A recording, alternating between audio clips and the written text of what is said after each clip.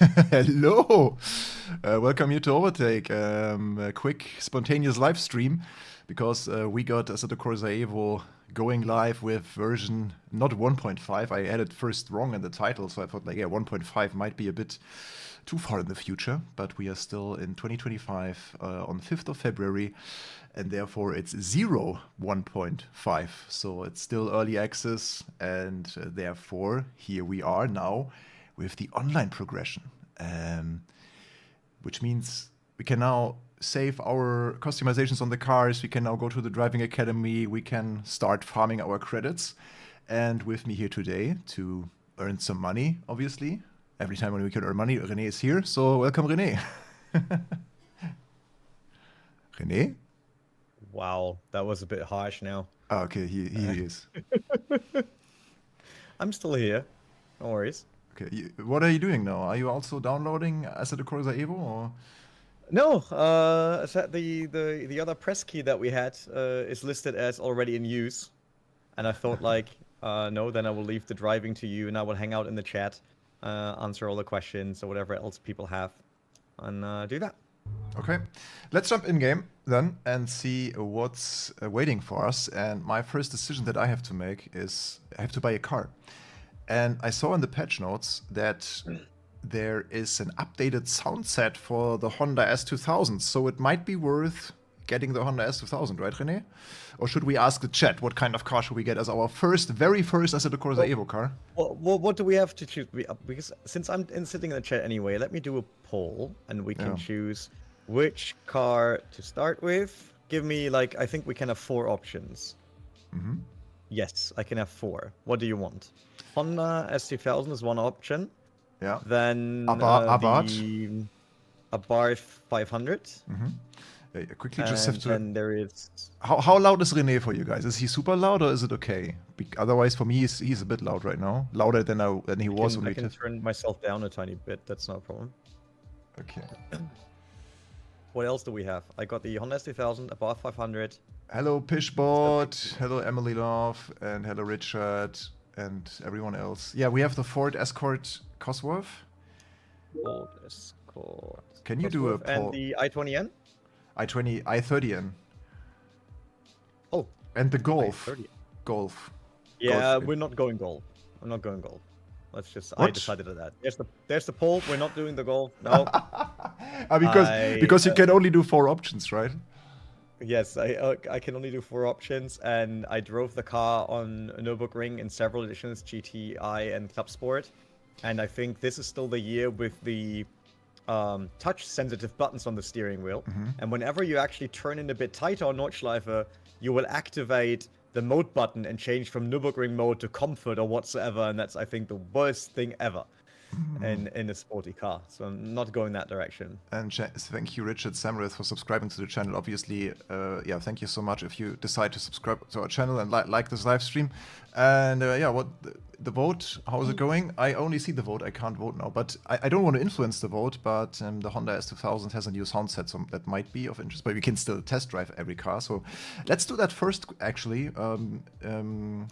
As you are now taking part in the survey or in the poll, we can just quickly test drive the Honda, and we go for the dual tone leather with the red interior. It's an AP1, right? So the ones I had. AP1. With the 9000.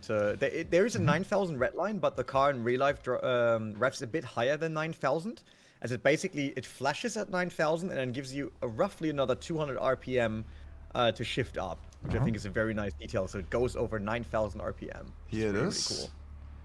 Here's our S2000. We can also use the free camera, which is really, really nice. And can you try out if they actually made the VTEC crossover better? Like, is it? Let me check. I cannot hear that because I obviously got you on Discord, so I got the stream muted. But try out. It should be like the dots on the dash. They will get a bit thicker the moment that standard VTEC engages, which for the AP1 should be 5,800, 6,000, something like that. Yeah, let me check that. That would be my preferred camera now if I would drive on my own, but for you guys, I will just switch into the normal cockpit camera. Yeah, let's see. I'll get out of the pits here in Brands Hatch, see how it sounds like. Oh yeah, it sounds way different than before.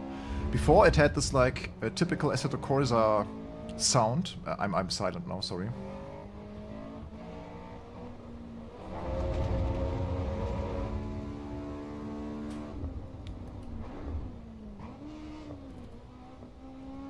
Oh, it sounds even more raspy now.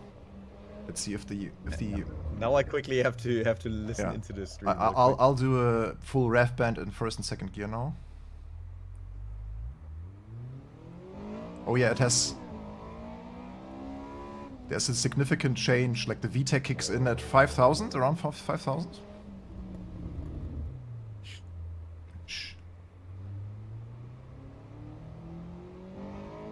6,000.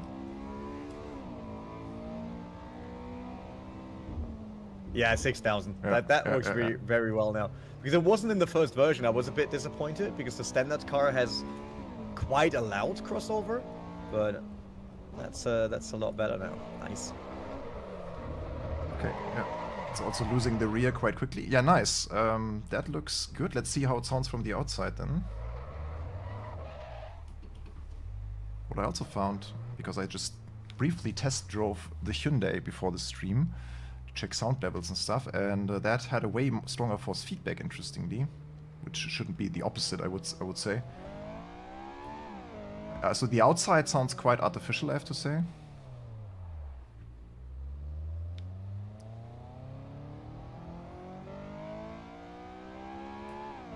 Oh, I prefer sound from the inside way over the third person. Oh yeah, there's a real noticeable VTEC kicking in at 6,000 RPM. That's incredible. Yeah, so inside, nice, I'd say. Outside, not so much. I mean, we can also watch the replay and see if that got fixed a little bit. See? Driving out of the pits. Yeah, interestingly, the external cameras in replay mode sound a bit better.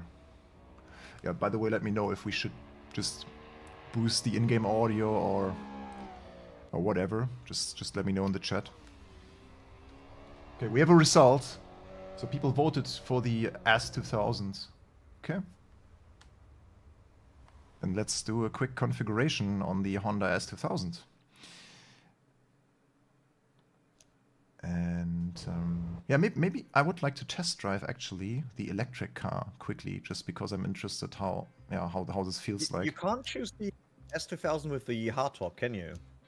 We can check for customization options shortly. I will just test drive the Alfa Romeo quickly.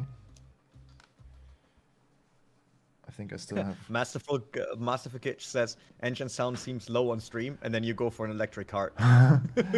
Makes it a lot better, does it? Yeah, let's see. I can always boost the in-game audio. I mean, this Alfa Romeo has some tone to it. Alfa and their weird choices of standard rims every single time. Always very interesting design choices. Very understeery.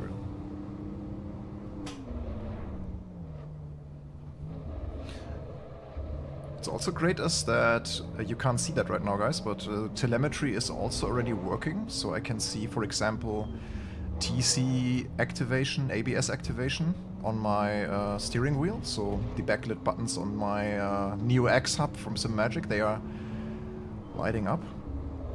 For example, now when I'm braking into the ABS, this car feels super heavy and very understeery. So I guess that's kind of to be expected with a heavier electric car on cold tires, because remember, whenever we leave the pits, it can be a bit floaty because the tires are just not there yet. So now it's getting there a little bit. You want to hear something funny and quirky, Michel? Yeah. I'm in our chat with our Overtake account, right? Yeah. So I'm watching our own stream and I get advertisement by YouTube on our own stream with our own account. By YouTube? That you should watch YouTube. By YouTube. Like, can I actually watch our own advertisement? Does that make money? Yeah, this car is a boat. Okay, so there was no feedback anymore on sound levels. I mean, I can always change that a little bit. I just have to turn down some of the Windows sound setters because I still have my Microsoft Teams open. It's not so great. And then I can also quickly get my coffee that I just prepared before I jumped into the rig. So back in 1 minute. And René, feel free to entertain the crowd. Great. Yeah. First of all, good to see everyone here. I'm not a coffee drinker, so I prefer tea. Not that I have one right now, but at least I don't have to leave Discord or the stream like Michel does, getting rid of his microphone and everything, getting out of the sim seat. Who else in the chat is currently starting up AC EVO? Like, who else is trying the new patch? The patch note's not massive. That's one thing, but we can quickly go through if anyone is not aware or has not visited Overtake GG yet, where we just posted them. Let me quickly bring them up. Here we are. So basically, there is server backend enabled now for dealership, game economy, academy, car ownership, and personalization. And there is a new update in penalty checks for jump starts. The S2000 got new sound set, minor changes on ref limiter trigger, and tweaked ABS sound. That's what they say. And then Controls UI added loading screen on end of session if data cannot be retrieved. A few updates to TV cameras and view settings. They now added leaderboards for special events. Brake bias indicator HUD was updated. Ignition display for the i30N. Interesting. Okay. Back button functionality for replay and credits. Updated restart session behavior. Stability control UI. Showroom UI. So not massive things. Then VR. VR might be the most interesting one, right? Updated water spray in VR, updated car dash display texture gamma, and fixed issue on AMD related to car materials and dash displays. Hello. Hello. And Michel, they removed Academy collision for cones. That bring our first attempt. Okay, the Pokemon Cup will bring us luck today. Like, what is your choice? Charmander, Bulbasaur, or Squirtle? So you have to choose now. That's the next poll that we can bring up. Should I really make a poll of that? Come on, I will do. Okay. You see how understeery it is. Oh best Pokemon starter. It's always Charmander, and I want to. And Squirtle. I'm an absolute Bulbasaur. Really? Fan. Squirtle. Yeah. I hope I wrote Squirtle right. Did you know, guys, that in this menu, when you are in the main menu, you can always like press your right mouse button, and then you can drag around also the view in this menu, which is quite cool. And with like mouse wheel, or in my case trackpad 2-finger gesture, I can also zoom in on the cars, which is quite nice. I don't know if everyone knew that already. For everyone out there, by the way, who says their game is still offline, if you happen to see offline bottom right, go into the settings, gameplay, and then look at the online switch and set that one to online. It might be offline in your case. So it should normally be online for everyone right now. For me, and obviously, new patch, I don't know, but. Will I get the Suzuka Blue Edition now, or will I just... I will choose the standard, because... It's Suzuka Blue, because there was also Nürburgring Blue at some point with the Honda S2000. But I'll save some money, and I will go for this. The standard option has even more colors, I think. More, like, manufacturer's colors.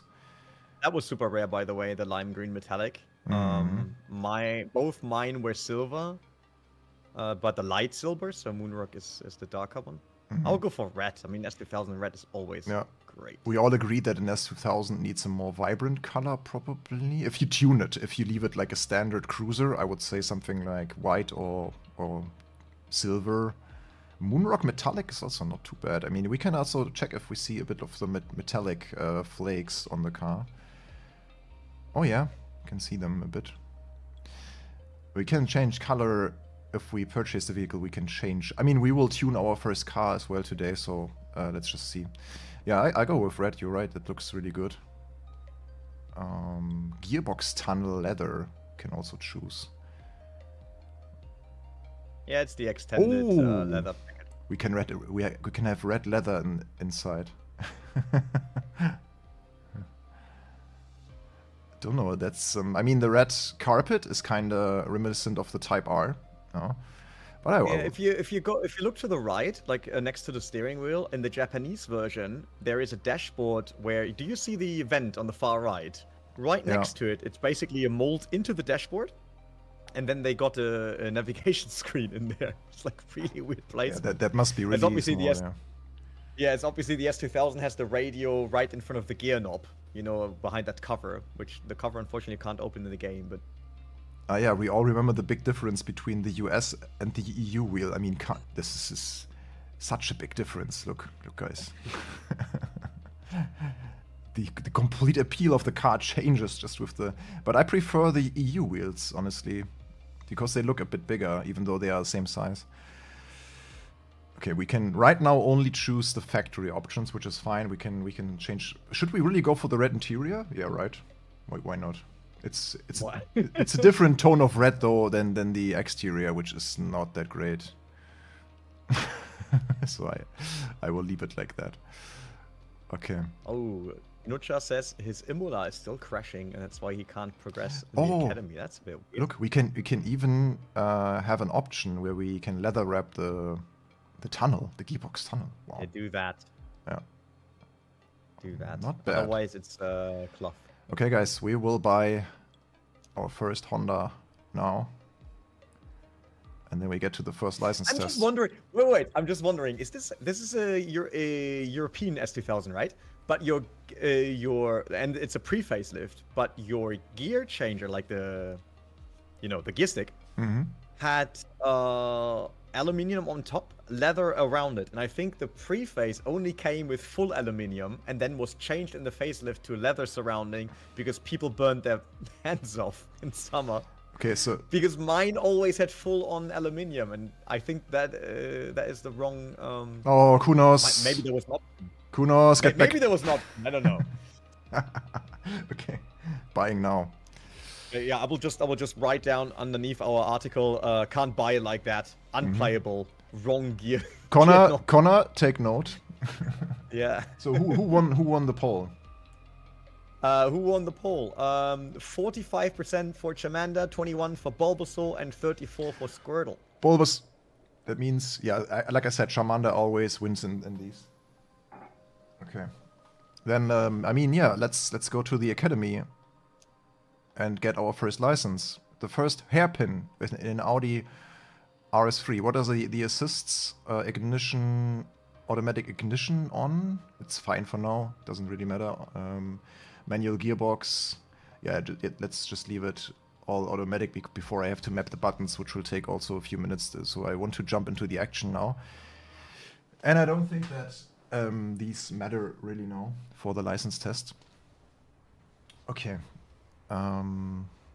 I also want to show quickly the graphics settings, that everyone just knows that we are not on Ultra. It's a mixture of everything, I would say. I tweaked it so that I can get stable 120 FPS.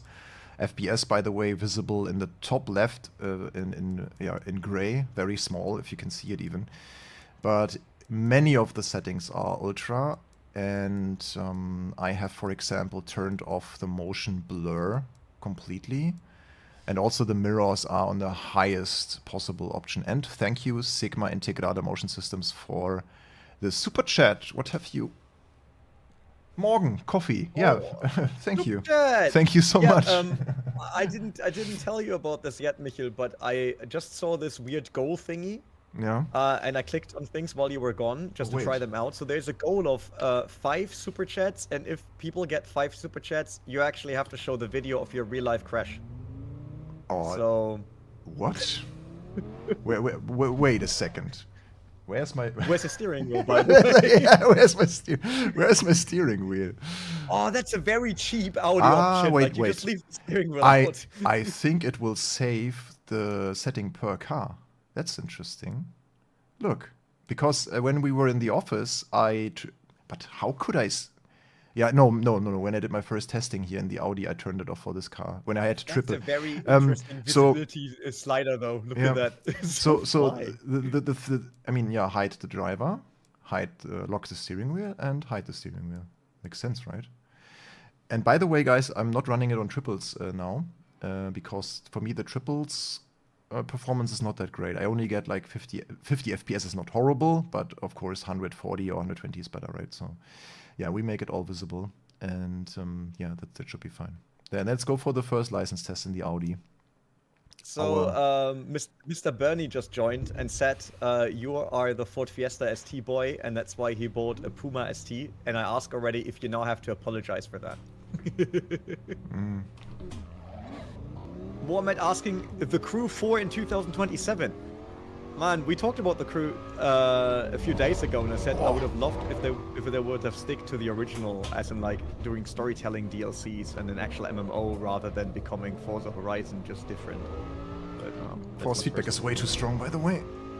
But that's our first... Oh yeah, we had the same problem in the beginning, right? Yeah, I have to tone down the force feedback a little bit. But I got my first money! 6,000 credits for just going through a corner. That's just driving around. Yes. Just imagine that would be real. That's a bit like when you see the pricing in Need for Speed Street Racing. It's like, I've never made that much money. Like... Okay, FFB gain. It's at 50% just? Wow, incredible. So then I have to check actually for my settings here. So I followed basically the Assetto Corsa force feedback guide for Sim Magic, and yeah, okay, yeah, I see why it's way too strong. It has 100% in the driver. I make it 60, 61. Okay, I think even yeah, looks good. Should be okay. Let's try again. Drive. Can I get into first gear before the... Oh yeah, I can. Oh, it even has launch control. Wow! Did you know the launch control? Yeah. If you hit the brake... Wow, I have to try that again. If you hit the brake and get into first gear, the car has a launch control. Just look at that. So, first gear. Neat though. Look, it's. I wonder if they do it. I'm full throttle. I'm full throttle now. As it looks pretty correct to me.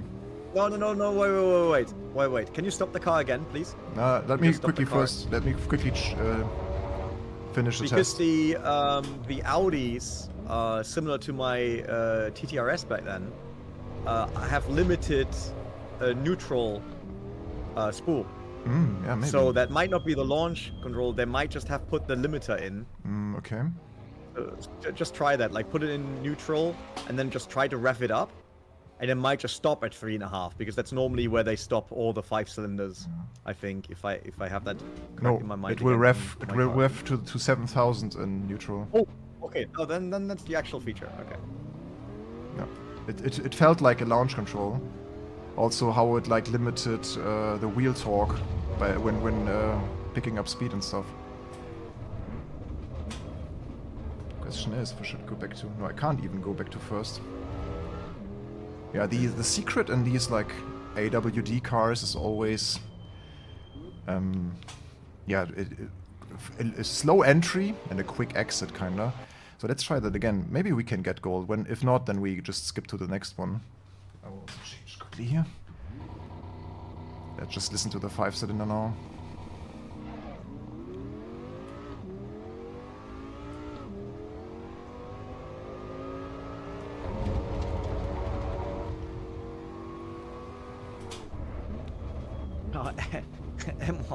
MCK Media saying Postfach voll when you write the Fanatec support.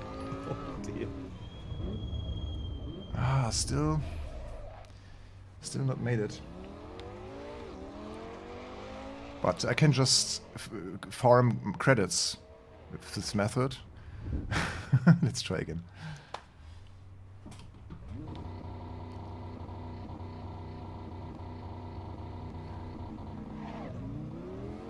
Got a better start this time. You can get on the accelerator just before the red light turns off.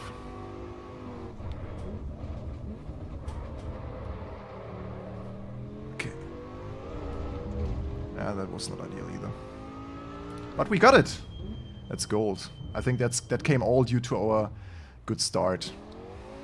Oh, Ashley Johnson just hung in there with his first super chat as well. Thank you, Ash. Ash, thank you so much. Ash, probably across all of our channels, the person with most comments ever.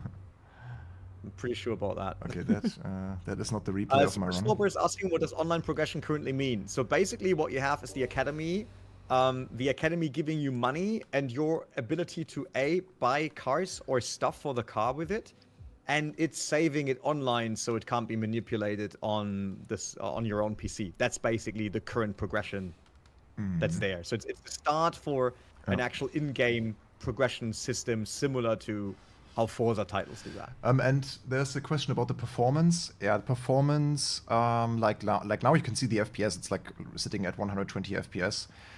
My triple performance is not that great yet. I lose almost half of the FPS on triples. And VR, we saw something about Pimax, right? That Pimax should be really good now. There's certain settings that were like with the foveated rendering probably that makes it more enjoyable. But yeah, we will find out. We have Pimax unit actually, so yeah.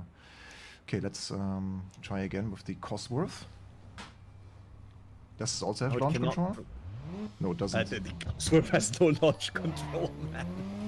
I mean, if you have a different ECU in it, maybe, but that's about it. Michel just subscribed. Thank you very much. That was a track cut. Yeah, obviously driving the Cosworth very different. Like that four-wheel drive system is a bit older style, so there's more understeer and stuff like that. Yeah, that's that doesn't have the electronic systems as the Audi as well. You see, there's like if you look at the little tachometer, there's no. Does it say the handbrake is active? No, right? No, it just has some sort of warning lamp on. Okay, that wasn't great. Have to be a bit more cautious in the first turn. Let's try again. I know we got 50. I put 30 minutes in for the goal of saying 5 super chats, and then Michel has to showcase his real life crash.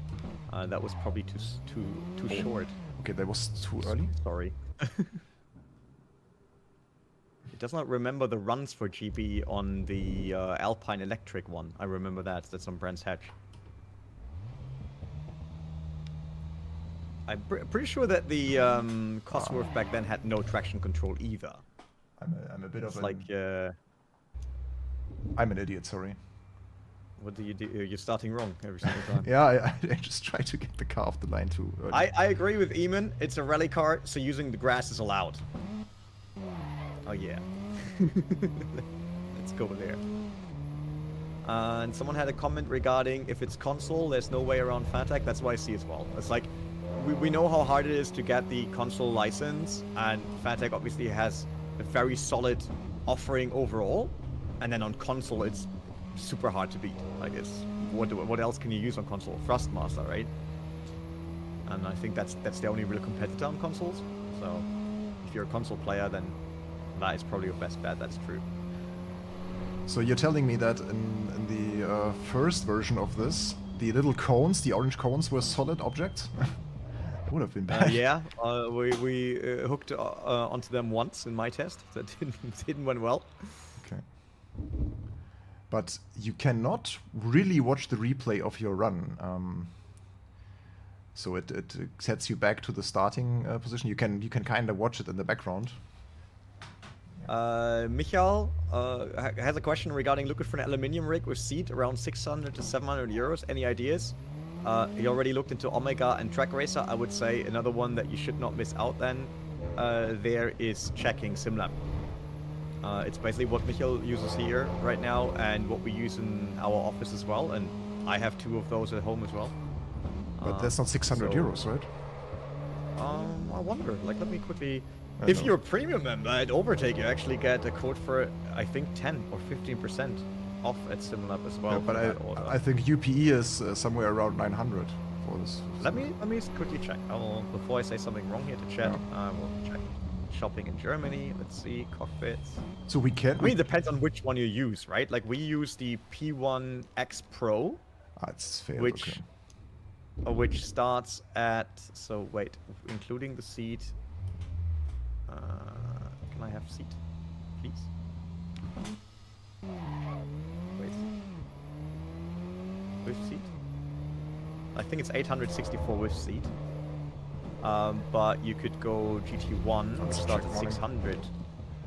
It's a track warning. Or 400. Let's Why try do again. you do track warnings, man? I don't know. It's not F1.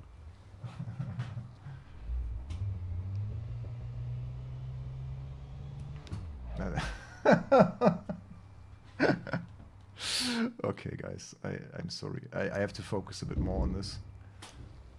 One more time.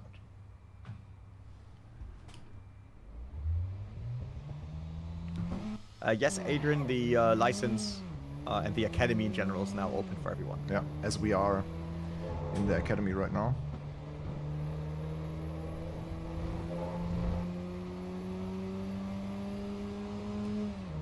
Yeah, track is another option. It's actually absolutely right. Come on, give me the boost.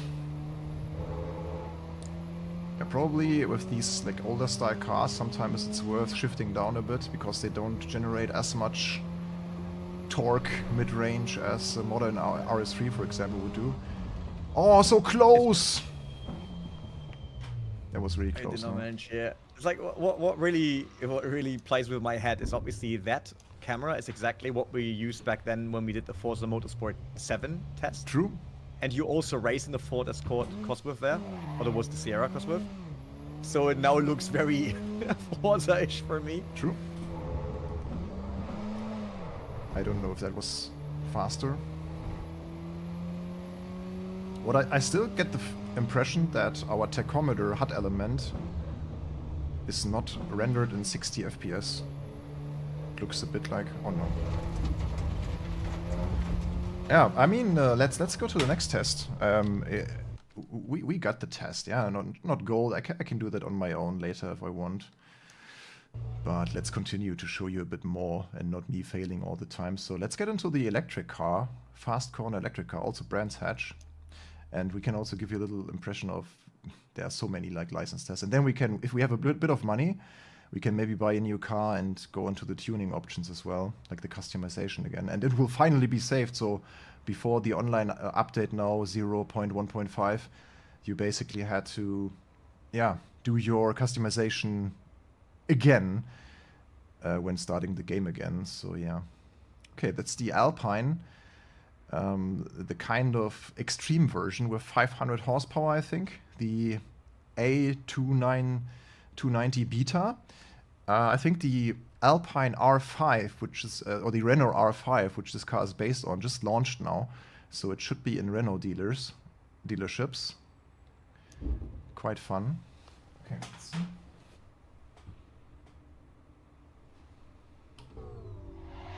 What?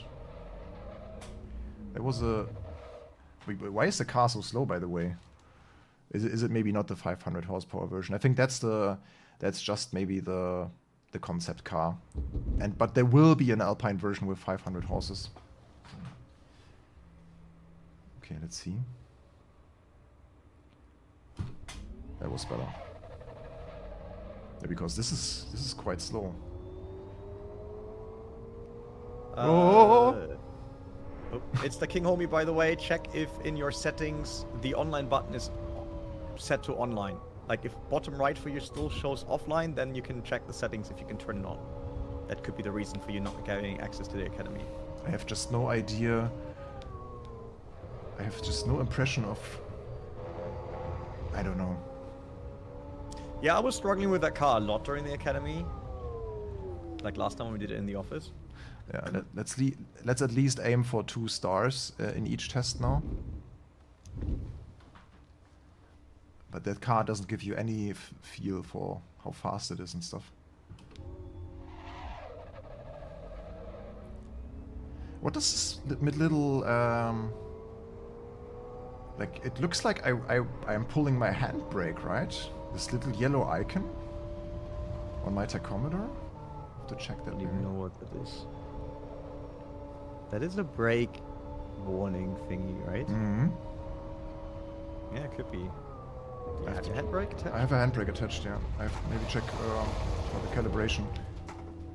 Is there something with my handbrake?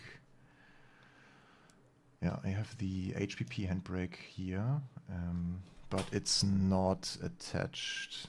I could attach it actually, so we can also make use of it. Now we have a handbrake as well.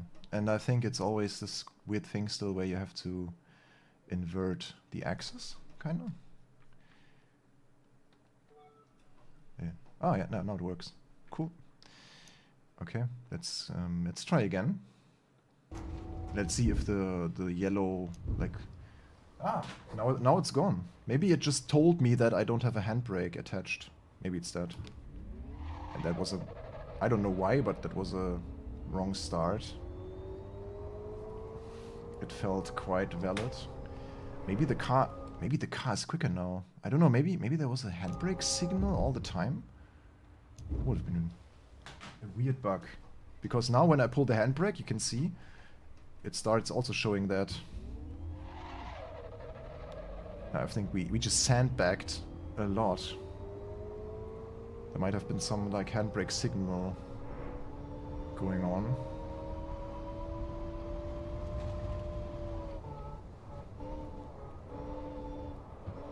I just have no feeling for...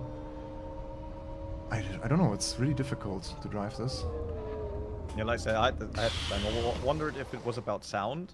Yeah, maybe. And also power pickup on this car, but... Yeah, because with the sound impression, you expect something completely different. Like you don't get a feeling for your speed in relation to your audio. Yep. I mean, that's typical electric car, right? Yeah. I'm just not happy with the view. I mean, looking at this structural beam in the car, that's not super interesting. Looks a bit like you actually stole something out of Star Citizen or Be Dangerous. Yeah, but the street version of the Renault 5 has a quite nice interior. That should be silver at least, or maybe not. Yeah, I will skip this test. You can have fun with it, guys. Enjoy it. Michel just showcasing once again that he's not great at these. and enjoy your attempts to get the 3 stars in this one. I will go to the next one. Yeah, the yellow signal is some sort of BRZ. Oh, a GR86 with overcast. Let's see if it's like rainy at all. But we got quite a lot of money already just with the attempts, which feels also a bit strange.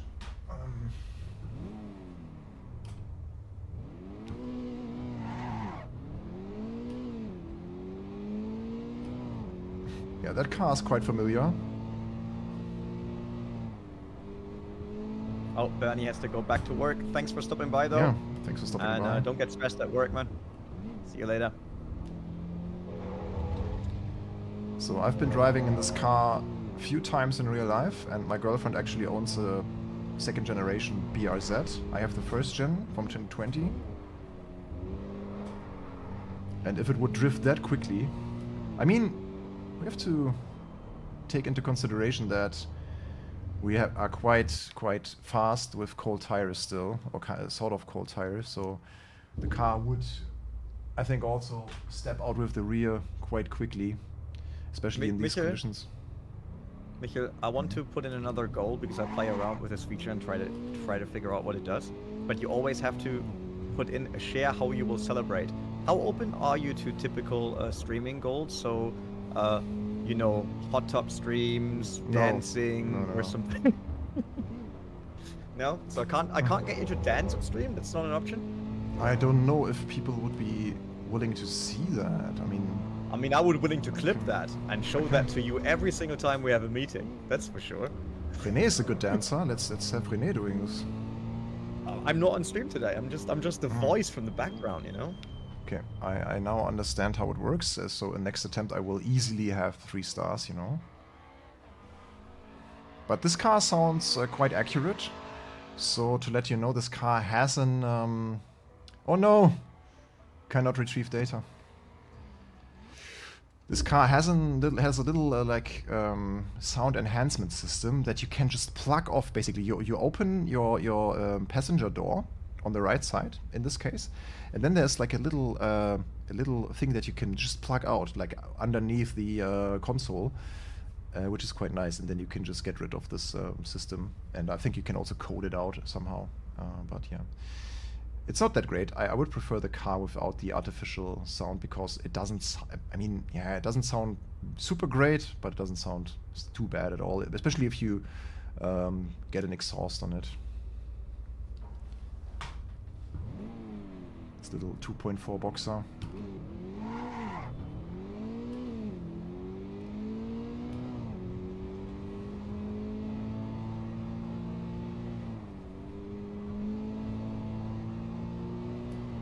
Can carry a bit more speed through there.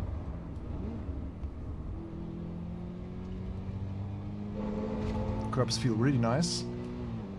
There's a lot of detail, like high frequency that's been picked up by the wheelbase, which I really like.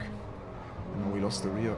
Yeah, because in Brands Hatch, in this corner, you have this little junction.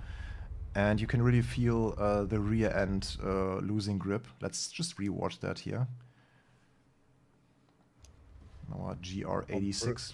Bruno's saying he's throwing a 7800 X3D AMD and a 4090 at this game on triple screens and still sometimes drops to 2 frames. Yeah, no, the triples is not yet super well optimized. Yeah, crazy. Yeah, we have to be like from the start, not full throttle, but you also wouldn't do that. You wouldn't do that in the real car either, in the first gear. Let's look at the suspension and tires here.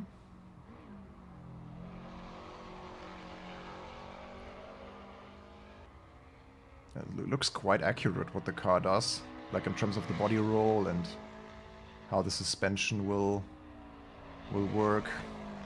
Yeah, and here classic like too much speed, and then a little lift maybe. Like we already had some steering input, then lifted. I think it's the dip. Like keep in mind that corner goes right and then bangs into right, which means you all of a sudden have more weight to the front right tire instead of the rears, and then you just get more rotation out of the rear than you had before, and then you weren't ready for that.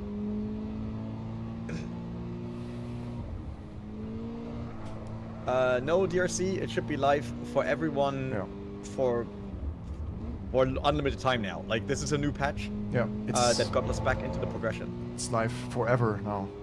At least we hope so. Let's be a bit more cautious now. Yeah, this time it works. Using all the track on the left, and this is how we got our 2 stars. So we could now...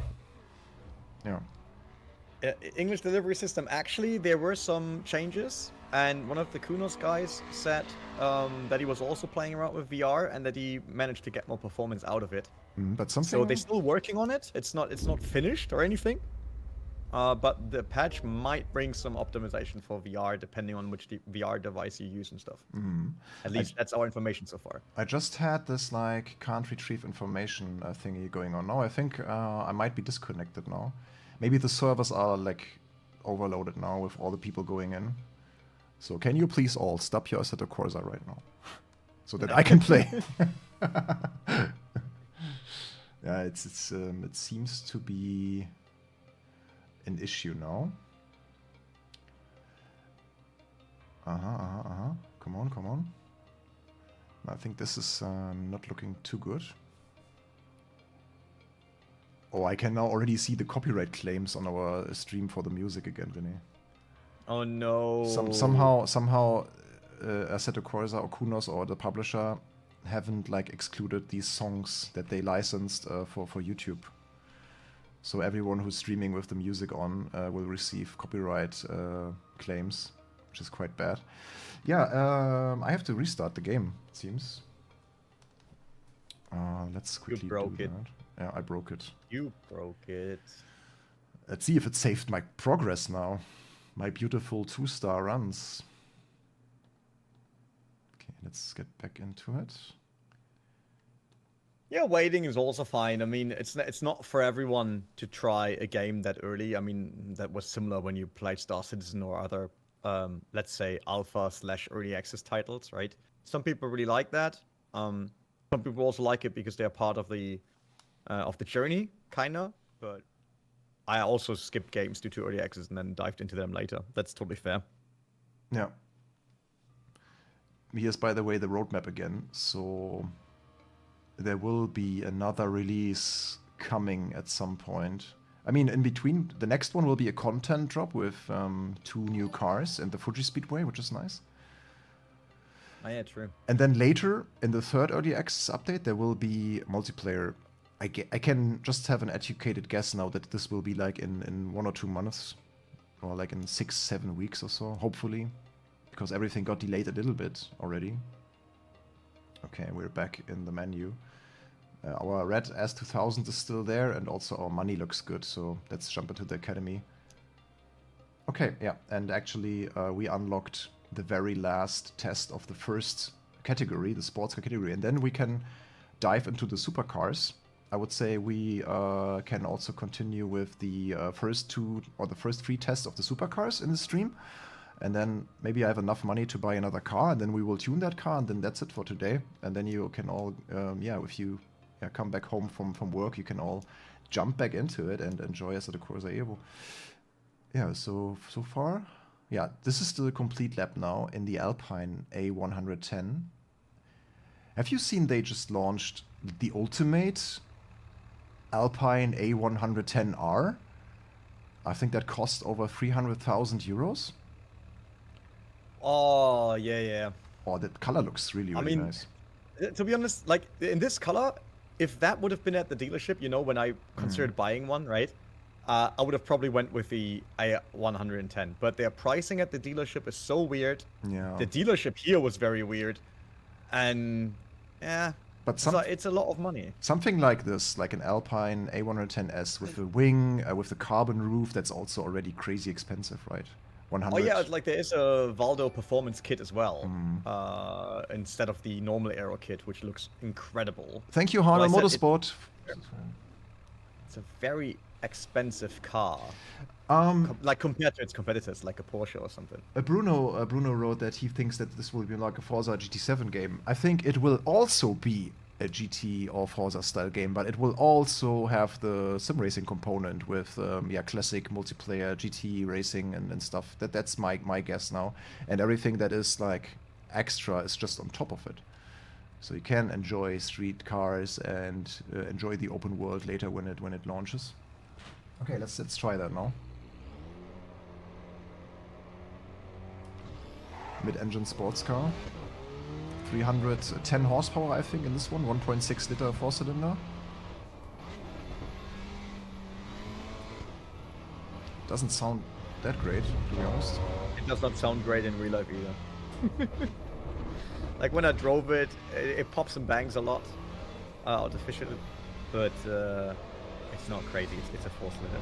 Yeah, the big selling point of this car is the weight. It weighs just 1,100 kilograms, I think, and I can tell in the game that you really feel the weight difference of these cars already. Like driving this now over, for example, the Escort Cosworth or also the Audi RS3.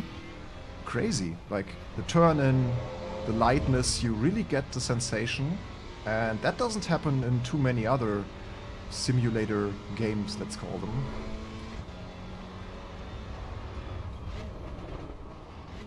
There's a little bit of pops and bangs as well. Yeah, this is the engine crafted, basically. No, it's not 1.6, it's 1.8. Sorry, that was a mistake. Crafted from the Megane RS, 4th generation. Yep, it's the same engine. Surprising Skoda, so he's more attracted to the free roadmap. People don't get this car in the US, right? The A110. No, I don't think so. Let's see. Alpine A110 US. And thank you, Mike, also for subscribing to our YouTube channel. This is quite fun. I could directly imagine driving a little Alpine Cup in multiplayer with this one. It's quite cool. We will... Oh no! 7/10. Yeah, we can get these 710s. Let's go, guys. Let's get them. I'll try the other camera. Yeah, Alpine wants to enter the US market in 2027 with an electric successor to the A110. Oh, boring. Maybe not. There you go then. I mean, this Alpine A110 is all about the weight. And I guess putting an electric engine in it will be minimum 300 kilo plus. John, if you're still offline, go into the settings page of the game. There should be a slider that puts it to online. Some people seem to have that on offline, and therefore it never actually tries to go online. Need a bit more steering.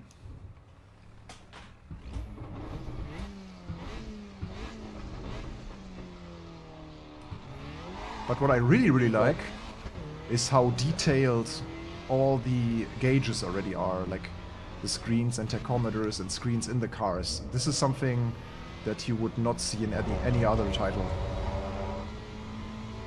To this level.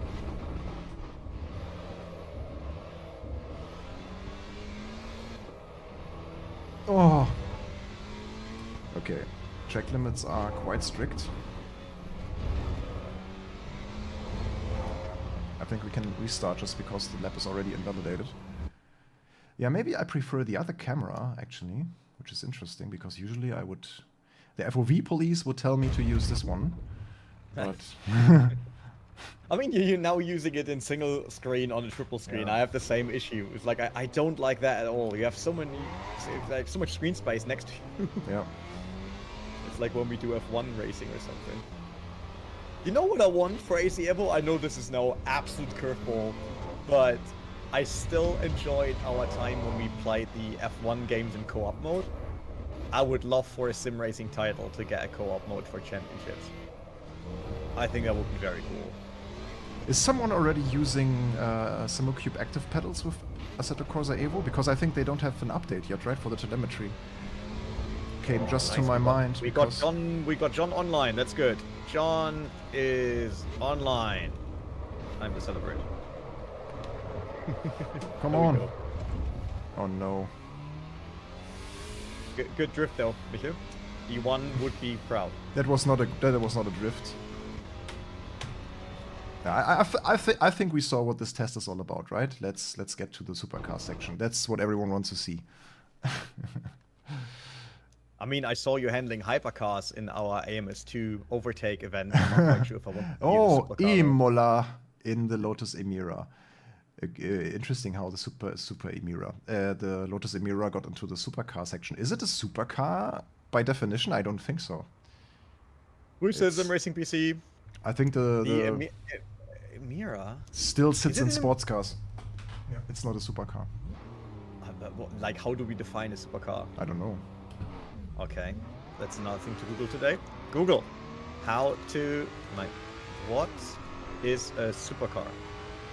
What is a supercar? The term is to some extent subjective, but most supercars offer somewhere between 500 and 900 horsepower and reach top speeds of 200 plus mph, hit 60 mph from 0 in roughly 3 seconds, and weigh between 2,200 and 3,700 pounds. Now we have to check Lotus Emira. It says 400. V6 400. Ah, then it's not a supercar. I don't See? that then. See? So I owned a supercar in my life because I had an R35. Is the R35 GTR a supercar? No. That is not flat, right? That's the problem with the R35 GTR. It's like it's a very sporty car, but it's not flat. What I really like is the difficulty of these tests. That can be quite challenging, I guess. Because most of us sim racers are not used so much to driving these like street cars. I want to quickly see how it looks from the outside. I want to just quickly complain about the brown leather used in the interior. Whoever put that Emira together. Let's listen to the engine sound.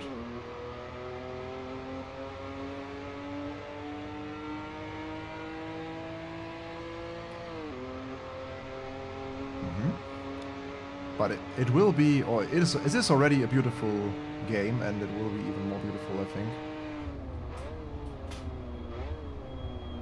Yeah, I can't drive this way, but I just wanted to showcase also how it would look like if you drive it like controller style. Okay, let's also check maybe again like the third person for the free camera. Okay, so there's no real interaction between the tires, and this is not really 3D gravel, as you can see. Oh, it's just Matt Fuss just asking any ideas on cars coming with the next update. If you head over to overtake.gg, there's a list that we have with all the confirmed cars. So it's probably something there, but we can also do a quick poll on figuring out next content drop. What do you want? But that does look stunning already, I would say. Man, graphically the game looks good, that's for sure. Look at the detail on the exhaust pipes and this grid thingy. It has the Is it the Akrapovic logo? No. Oop. I just messed it up. Yeah, it's a bit hard to do with this because I have this, guys. The legendary Logitech sim racing keyboard. Yeah, the one keyboard that everyone has in their rigs. Because there's a little logo on the exhaust tip on the left one. Thomas says Lotus itself declares it even as a hypercar. Are you sure? No. Isn't that the Evira? No, Evija. Yeah, that's the Emira, and then there's the Evija. No. Oh, let's get into. Steeman Zaps has a question. Shoot.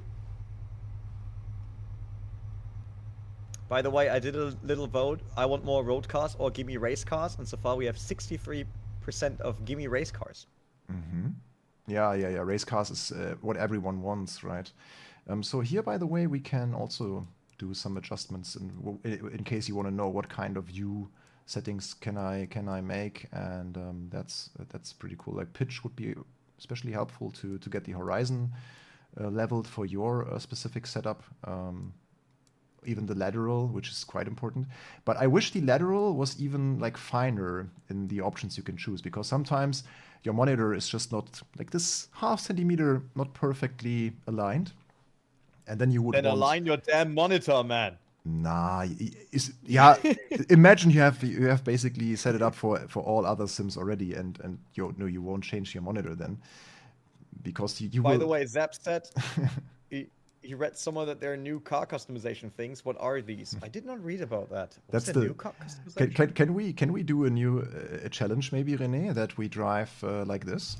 Kids driving challenge. You can't look over the steering wheel.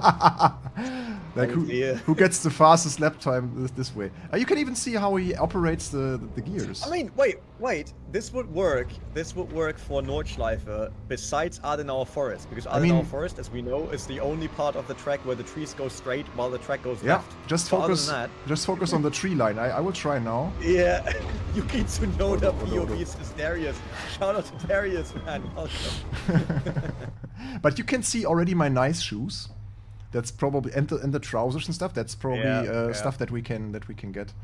Unos, we demand overtake shoes, gloves, and stuff, general stuff that they can wear. And can I also maybe question the scale a little bit, because it says -25 centimeters. Okay.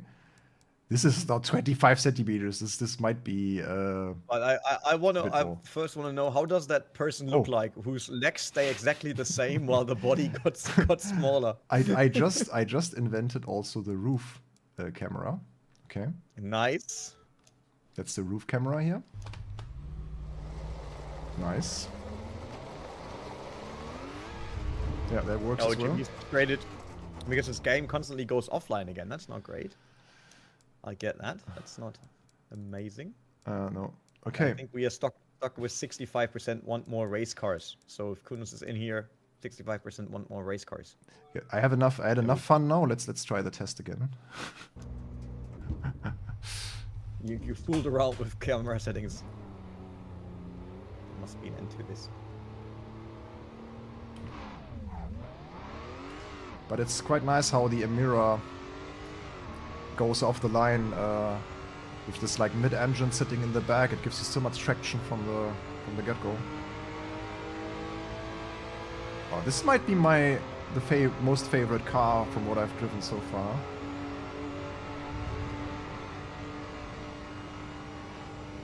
I wonder what car the steering wheel reminds me of, with this like leather ditch in between. There's another car like that.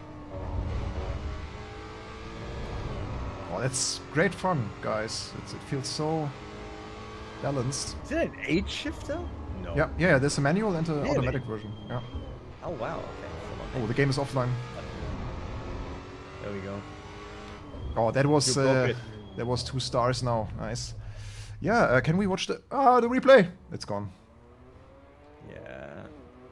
We motivated too many people to go into the game, and then we broke the service again. Probably, yeah. Okay, nice. Let's see if I can still tackle the next license test. And if it maybe can, yeah, it seems to be connected again. So yeah, this is also not a supercar. But I mean, per definition, if you look at the horsepower, yes. But the Alfa is more like a GT, right? Sporty And GT. when they announced that, I thought like that could be the first Alpha I would be interested in buying. And then I saw the price I know, tag. no. No No way, it's too expensive. But it's so cool, man. I mean, it's super cool, but it's also super expensive. And this is basically It looks like a modern touring car. Yeah, it's like an M4 CSL contender, kinda. And the BMW is also not really considered as a supercar. But yeah, this is just Just the rims I don't like. Everything Okay. on this car is really cool, but the rims are not mine. rain now.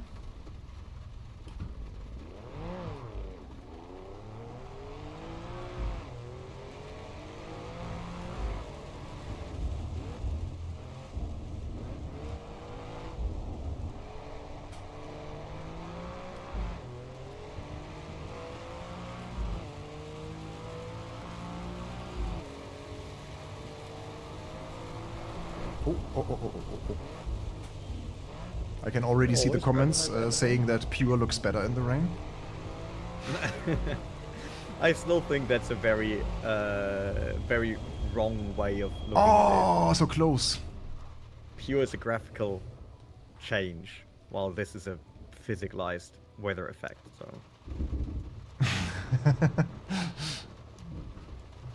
Discussion start now.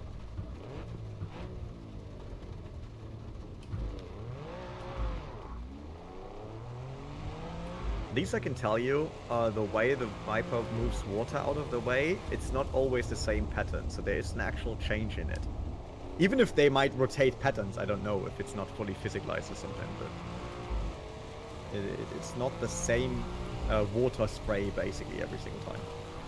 Eric, there had been minor VR updates in this. According to someone from Kunos, they also extracted a bit more performance, but that's not yet in the patch notes, as in like the performance part. And we did not test it ourselves yet. So try it out. We also work on a current guide for that. On Overtake GG. That was almost 3 stars. I try again.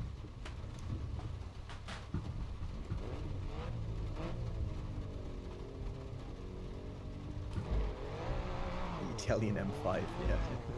Ah, yeah, I know it's more like an M3, right? Or in M4. Wait, you see that wrong. The M4 now. No, wait. The M4 is the 2-door. The M3 is the 4-door. Yeah. Yeah, But I mean, so it's not M5 contender, but more like M3, M4. I still hate that they made that change. An M3 for me was always a 2-door coupe. And then they changed it to this. M4 is not Okay. a 2-door. We got, again, not gold. The run felt way cleaner and way better than the one before, but it still was slower. Interesting. But I really like the impression of the TC and ABS you get in a street car on a damp surface. I think that I try again now, but that feels really accurate. Of what the Damp or actually pretty it's wet? it's raining. It's rain, proper rain. Matt Foot asked, how about the Stinger? You drove the Stinger, right? Yeah, You guys I did. did. Yeah. How was it? Great, beautiful car, really nice. Especially if you consider the price. Yeah, I love it. The engine is great, and you get 7 years of warranty. So what can go wrong? That's No, true. Yeah. It's a beautiful GT. You can drive it with like 9 liters, my experience. It's actually quite bad. Yeah, of course. I mean, but it's a 3 liter V6, so yeah. Okay, yeah, that feels. I think what's really crucial in these license test, guys, is hitting the start, because you can lose already a second if you just slap the traffic light. But this traffic light goes always with the same rhythm, so I'll just nick with my head every single time. Let's figure out like the starting light, when you can actually because you can start a bit before. Yeah, you can get the gear in before, because the car takes a bit before it moves. So basically, just go with the same rhythm, and then like Mario Kart, basically try to start at before the last light turns out.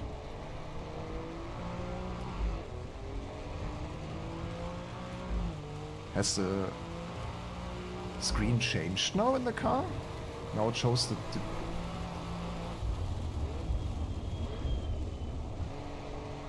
Let me actually check something, if we can skip between like displays in the in-car. Oh, I got it! 3 stars. Yeah, this will be interesting to see. Let's check for this option, basically. Controls. So UI. This might not be the setting that I'm looking for, right? Page up and down. Could it be that? Or modifiers? No. Might be, or maybe car.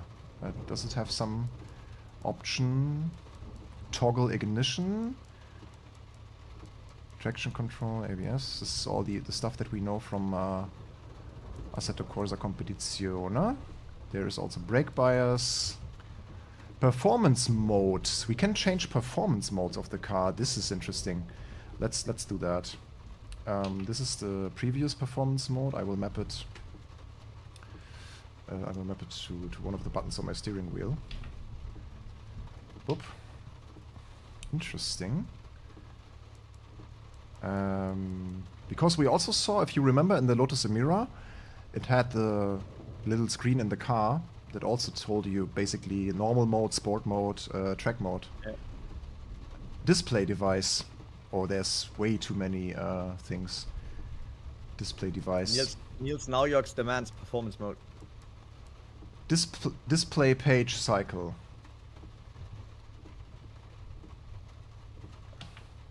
Let's see if that does something. Okay, let's try these two that we just mapped. So now I change. Oh yeah, it changes. Or am I? But wait.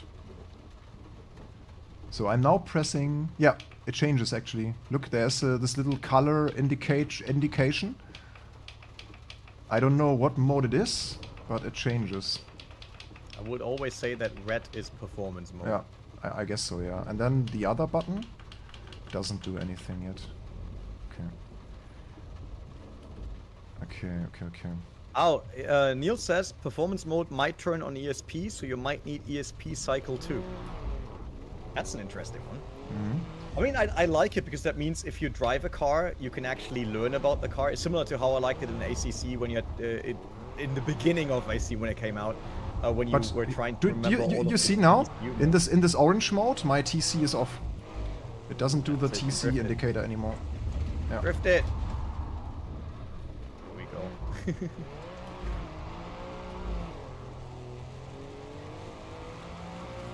I mean, Niels should know how to set up the car. Niels, do you know if we... now it shows. Now it shows race mode. Look at that. It was just covered by this tire overview, so now we can see the mode change. If I change it now, this is driving, I guess. Neutral. They probably have names for these in Italian, like attenzione. Yeah.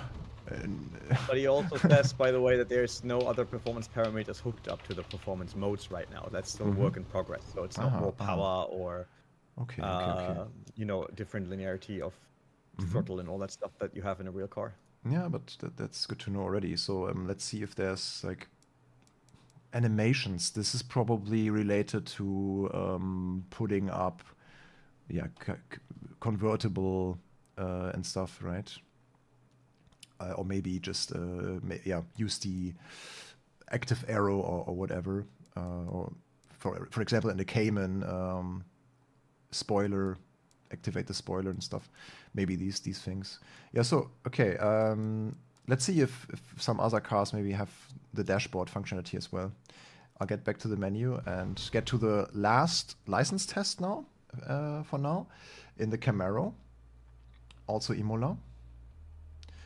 Okay, in the racing class, we'll then... Okay, this is all tests with the MX-5. And then there's more tests also with the BMW CS Racing. And then the higher class cars, so to say, the AMG GT2, the Challenge EVO, and also the Porsche Cup on different tracks for the Racing 3 license then. By the way, I'm level 4 and I have 140,000. Can we go to the dealership? Let's see if we can afford something already. How much is a Ferrari? That's not too crazy. You can get this money pretty quickly, I would say. Porsche Cup is 330,000. That should be in range quite quickly. I can even buy an Emira already. So I think about getting an Emira. What does the cost of... Yeah, this is also quite affordable. Yeah, this kind of translates to euro or dollar prices, I'd say. Yeah, also if you nowadays want a Ford Escort RS Cosworth in good condition, I would say this is the price you would pay. You can get them maybe a little bit cheaper if they are in worse condition, but yeah. What does the Toyota cost, for example? Yeah, this is also quite accurate. So a new GR86 in Germany right now is between exactly like 35 to 42,000 euros. I think the 40,000 euros plus is more for the BRZs that are right now in the final edition versions. They are around 40, but that's quite accurate then. So Hyundai i30N. Yeah, this is also a car that got way more expensive in the last couple of years. I remember the first i30Ns going for under 30,000, brand new. Yeah, yeah. Okay, let's get the Emira as my second car, and then So what can we do? But the facelift became more expensive due to the gearbox update. They even have the difference between touring and sports, and for the Lotus Emira, that's basically just a change in the suspension. So the touring version got a more settled, more smooth suspension layout, and the sports has I think they use Bilstein dampers. But you can't see the dampers or the springs, right? If you zoom in. Try it out. No, you can't. Not really. I mean, you can spot there's a little reflection in the wheelhouse, in the wheel arch, but you cannot really look at the suspension. Can we open... No, I think with this car you can't really open... You can, right? In Assetto Corsa? Yeah, it's the first edition. That means there's this little badge here, Emira First Edition. On the... Yeah, this car doesn't really have a B pillar, so it's probably the B/C pillar in this one. Yeah, the black pack as well. So this is also something with this car. So you get black wheels and also the black roof. Cool. Alfredo, by the way, says not only suspension, it's also the gearbox that is different. No, that's not true. You can in both configurations you can choose either automatic or manual. So the gearbox does not implicate the touring or sports version of the car. You can get both in both transmission types. Sorry to be in Germany we say Klugscheißer. But it could be that the stock option is different, as in like what you get. Yeah, so let's say the manual costs extra on the touring, but is standard on the sports. I don't think that this is true. I don't know. I had another weird question for you today. Do we actually in Germany have to put something in the paper if we get less horsepower? Because I was wondering, right? If I now buy the MR2 with the 2ZZ supercharged engine, and I take the supercharger off to have the same 2ZZ setup I had on my previous MR2, then it has less power. Do I also have to get that into the papers that I have no supercharger? Can I? Yeah, I can open stuff, because then maybe we would be able to spot some suspension parts. But as this car doesn't have the engine, yeah, sometimes the camera is slipping away with my beautiful Logitech. I would probably need a proper mouse to do that here. Yeah, you can't see the domes, the suspension domes on this car. Yeah, but that's okay.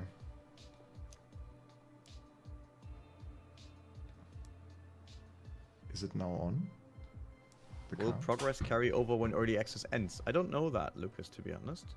I could see that. I mean, they already using the online system now, right, to track all the progression.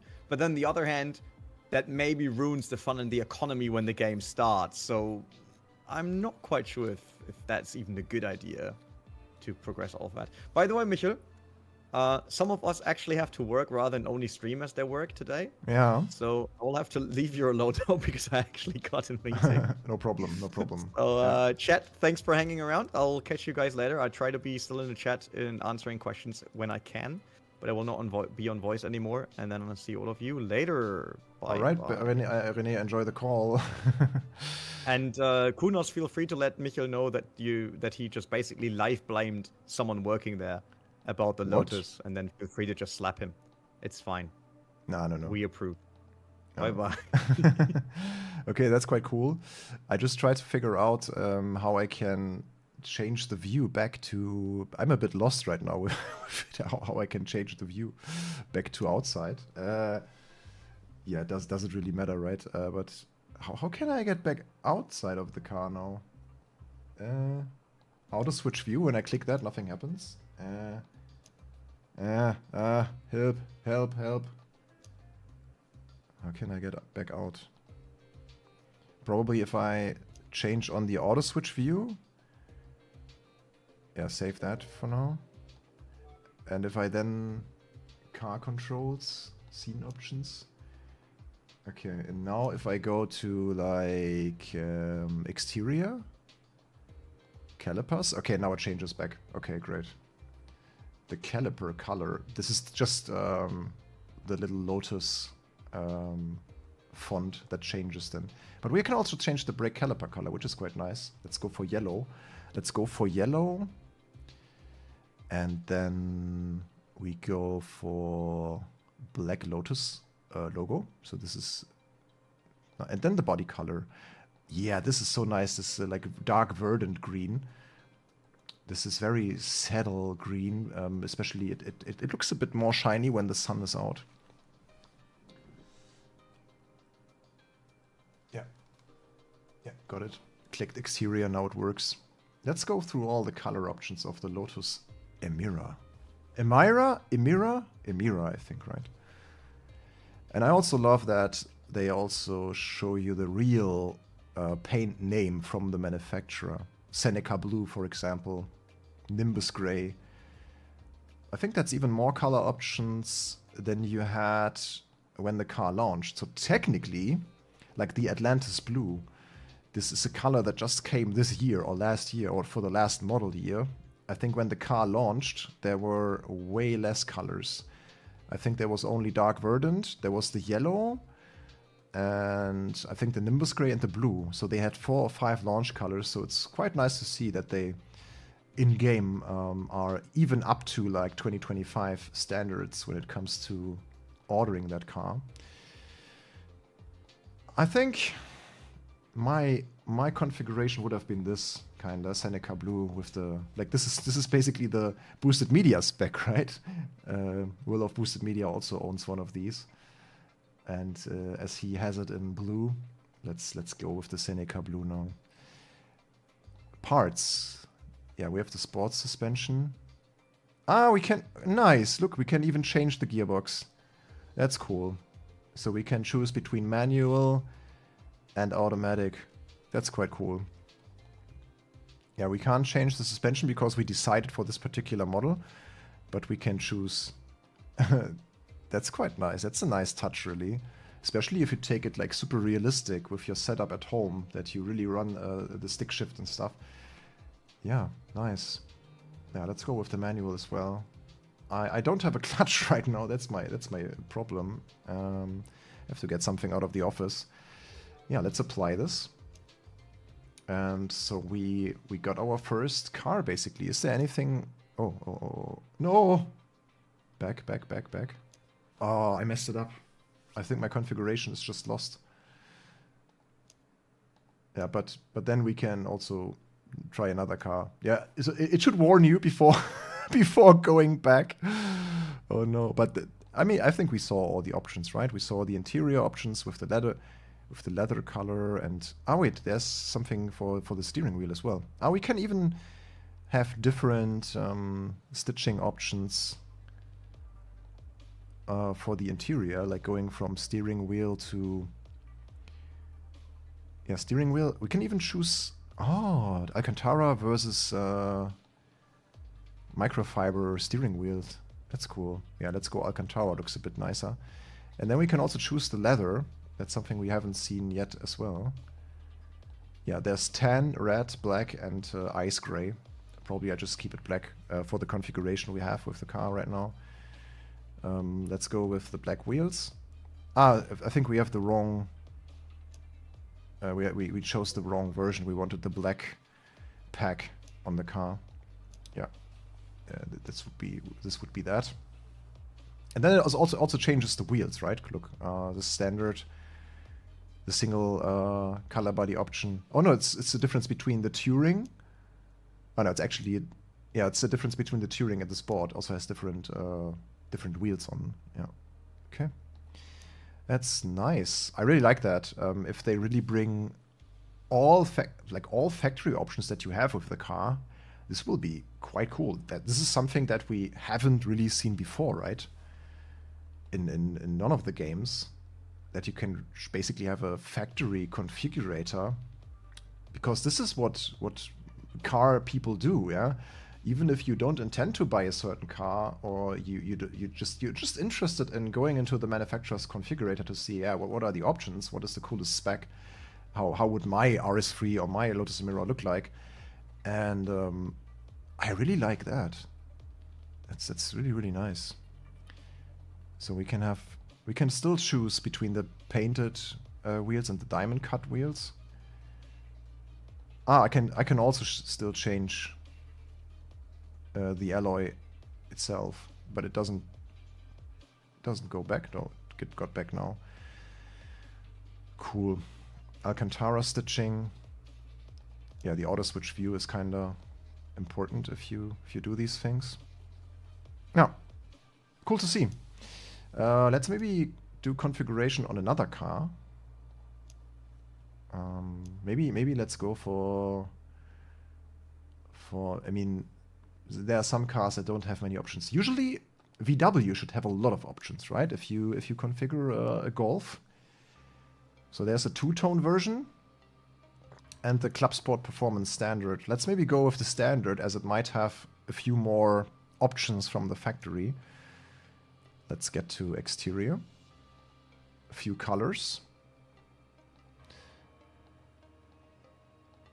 King's Red Metallic. Okay. That looks quite nice. It's like reflects silver metallic. You can also choose the ambient. Oh. That's the, is that the light? Ah, that's the light. You can see it here, like the ambient light color. That's also impressive. You can do so many things with this. Like now it's green.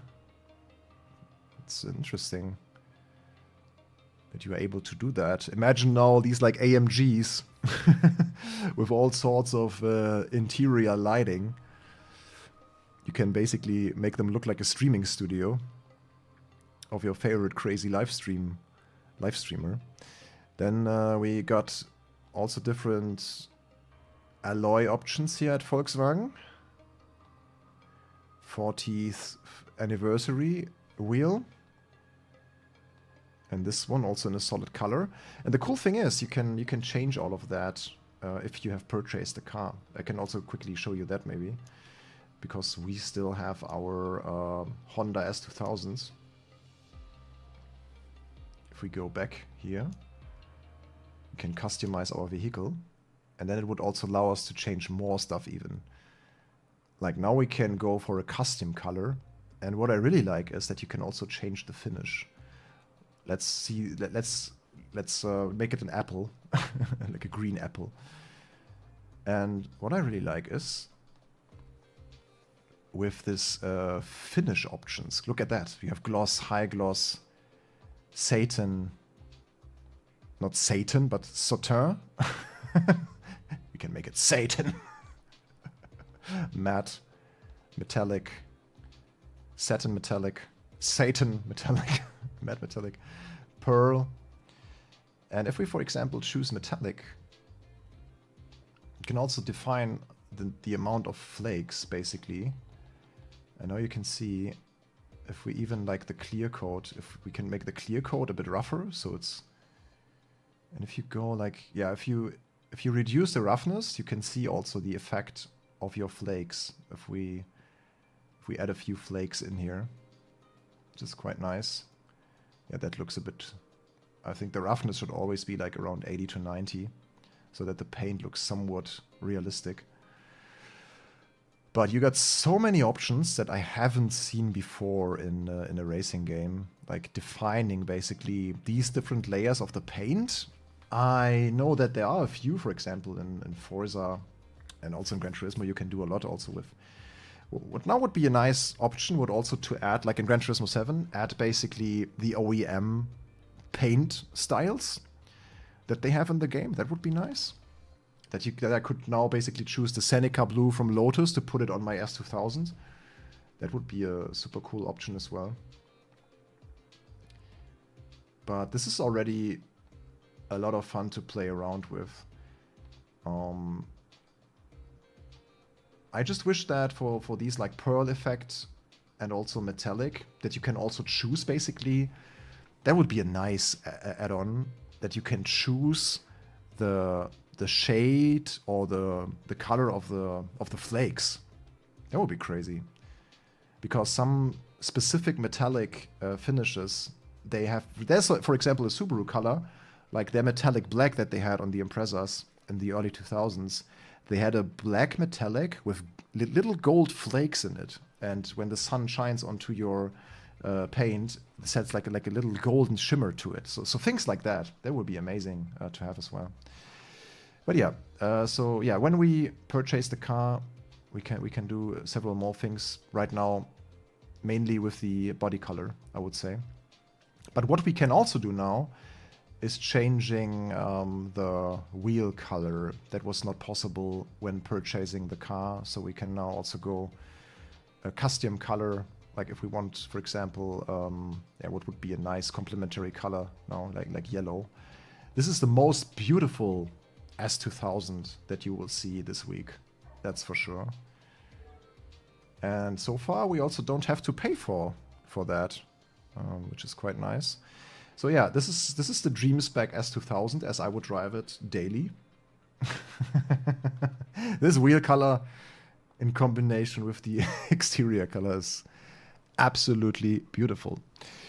Yeah, we can go for one or two more license tests, and Shipnotto requested driving the Ferrari. Yeah, let's do that. Let's do that. I hope I'm still... I mean, we could also just go to the dealership and test drive any car that we want, right? Here's the Ferrari 296 GTB. Also with numerous cool factory options, I guess. What are the colors that you can get on a standard Ferrari 296? Oh, you can also do a lot of stuff here, as you can see. Oh, wow! That's a lot of colors. Wow. Okay, there's basically a color for everyone, right? This might be cool. Like, this is similar to... This is called Verde British. This is very similar to the Emira green. That's quite nice. What can we do in terms of wheels? They have forged wheels and carbon fiber wheels, but I can't... Why can I not choose them? I click them, but it won't change, sadly. I can change the color, though. Yeah, that's very cool. Brake caliper color, also possible in Giallo Modena. And even the Oro in gold, that looks super, super nice. Like a green car with gold calipers. That's my taste. Okay, can we get on a test drive before we buy that? I don't have enough money yet. I'm only missing 7,000 credits to buy the Ferrari. But I can't test drive this. Oh, I can. I can. Will it now test drive also in the configuration that I made? That's the question. Guten Tag, Pixwolf. Welcome to the stream.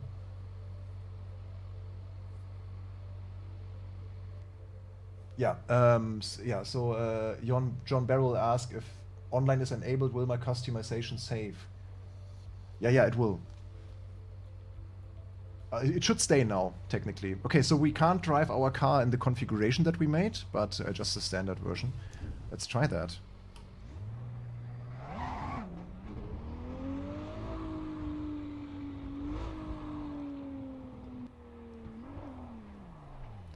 Okay, that looks quite nice. That looks really cool. I also love how there's like this little reflections on the like grill parts also here. There's a good attention for detail and yeah, all the proportions and small little details like in the engine bay you see the like heat wrap and it looks quite cool. Let's get back into the interior. Press the buttons that we had. Look at that. We can now even change the modes. This is performance, hybrid, qualifying. Okay. I understand. And okay, it's qualifying mode. Yeah, this car has a hybrid, obviously, and you can see also in the tachometer, if you just let it like roll and brake, it recharges the battery. And what I really like is the Ferrari soundtrack that is playing in the radio. It's so cool.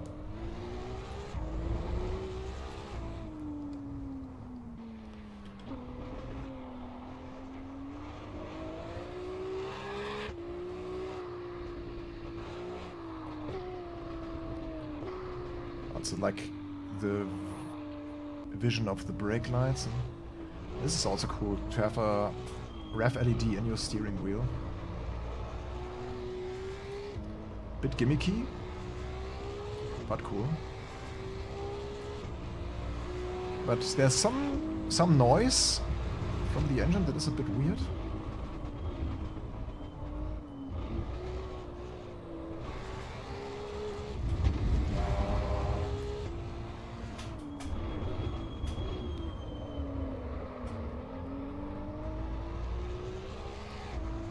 So we are still not able to change the car setups and also put different types of tires on them, right? Because now, well, I mean, we have hypercar tires that might be like super high performance tires or semi-slicks even.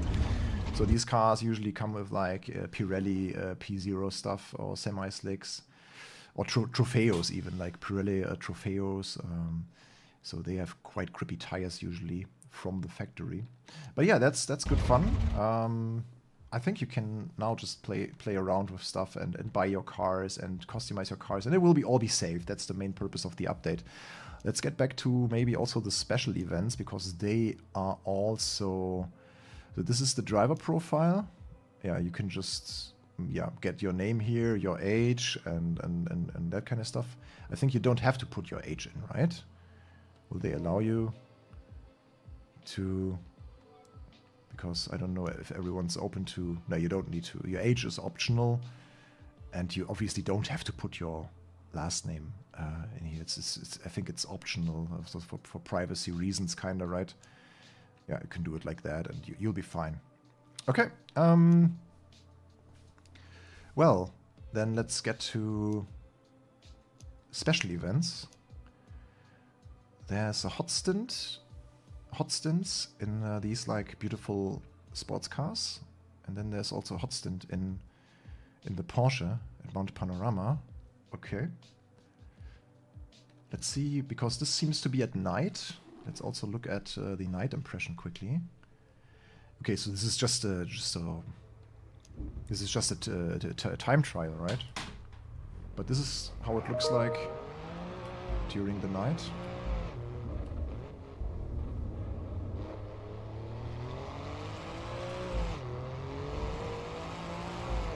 So I wonder if there's something like a global leaderboard then.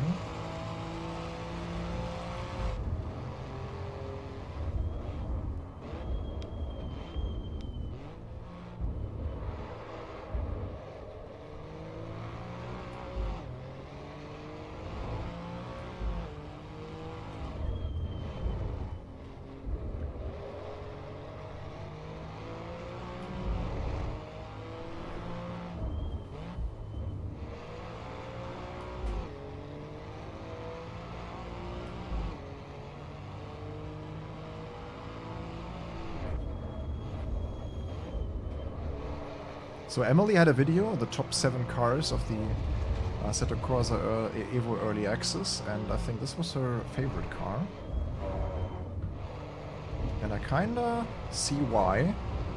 Well, I mean, I think it was not the favorite, but it was one that we recommended for beginners, because it drives so smoothly, and it operates like very precisely, so your inputs are taken as you do them, kinda. So this is a pointy, easy to understand also in the driving style, because it's front engine, rear wheel drive car. So that means it can be a bit on the oversteering side if you steer and throttle too much at the same time, but yeah, just if you drive it smoothly, nothing can go wrong really. And yeah, it's indeed. Let's do one more hot lap. Yeah, that was a bit too late. I'm more used to the race car brakes. This obviously has a longer braking distance to something like a Porsche Cup or GT3.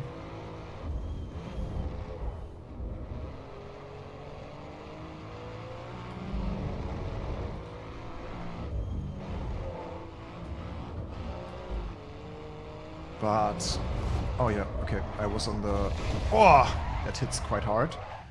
I was on the gravel accelerating.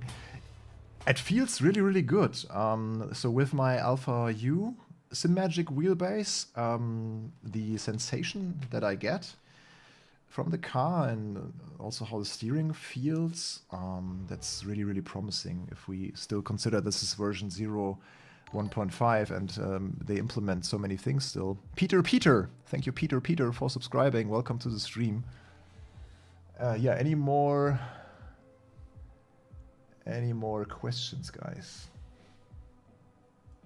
So you can't play. Oh, that's not good. I don't get twice the FPS in the menu. That's not a bug that I have, luckily. What does that number in the yellow box on each car thumbnail mean? Ah, you mean... Let's see. I think that's like a performance indication. I think this goes up to 10, right? Or should be. If we look at the Mercedes AMG. Oh no, this goes even further. 17.65. I think that's the performance, some sort of performance number. Yeah, if we look for the Porsche Cup, maybe. Yeah, I don't really know. Maybe someone answered that already. I don't think the force feedback is bad in ACE in comparison to AC1. It's highly dependent on the car sometimes. I agree that AC1 has also great force feedback, but I think it's way overhyped. Especially if you now jump back into some cars in AC and, for example, is there a car that we share across both titles right now? Not really, right? Maybe the Abarth, kinda. But there will be some cars where we can have a direct comparison between the Assetto Corsa 1 and the Assetto Corsa EVO car. I don't think that it's that bad. I think especially like curb detail, road texture, there's a lot of things that happened and that I really enjoy here. So when I go over the curbs here, for example, in Laguna Seca, that was really, really detailed and smooth. And also the turn-in and how you feel the car, because street cars are quite hard to make them like fun. And so far I had good fun also with this S2000 sitting in our background is... Okay, let's do one more Academy test today in the supercar section, and then I think we are good to go for now. Let's do the Camaro driving as well, the V8. Yeah, it's a performance rating, yeah.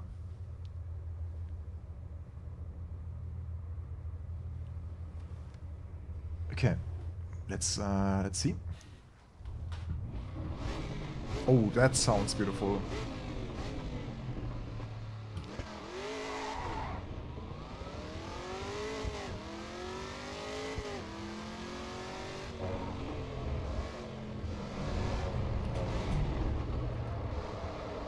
Oh, that feels heavier than it should be.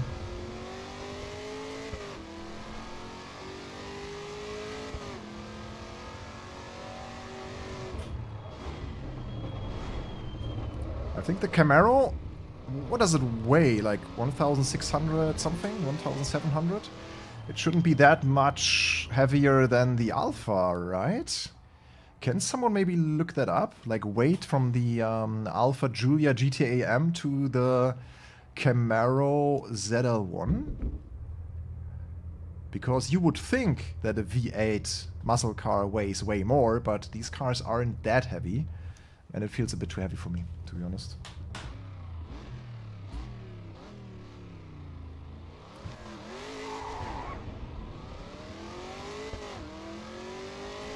These pops are so nice.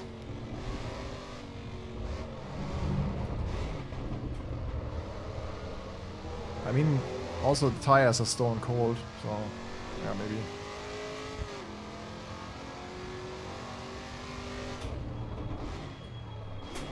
Oh, come on. Heavy cow. Yeah, completely pulls the power when the TC is interacting.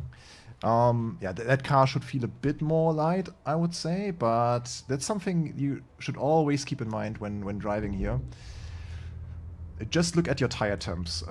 So in this test, for example, we see in the tire graphics that all tires are cold, and usually the street tires get onto temperature quicker than the racing tires.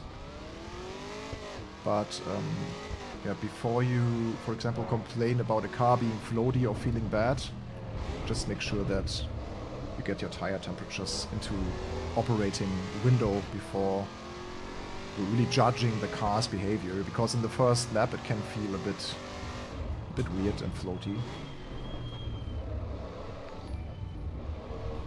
Come on, come on, come on, come on, come on.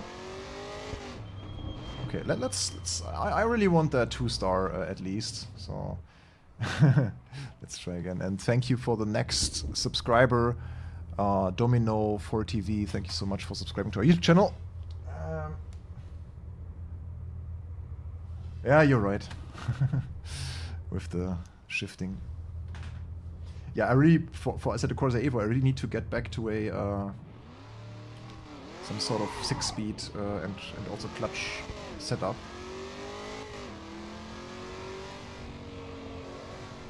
It's always a matter of what kind of stuff do we review currently, and